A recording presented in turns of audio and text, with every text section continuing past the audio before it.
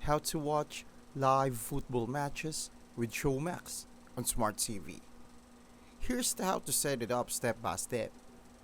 Start by checking your TV's app store and searching for the Showmax app. If it's there, download, install, and log in with your Showmax Pro account, since that's the plan that includes live football. Now, if you don't see the Showmax in your TV store, don't worry. You've still got options. The easiest is to use Chromecast, Fire Stick, or Apple TV. Just open the Showmax app on your phone, tap Cast or AirPlay, and stream directly to your TV. You can also connect a laptop with HDMI and watch through the browser.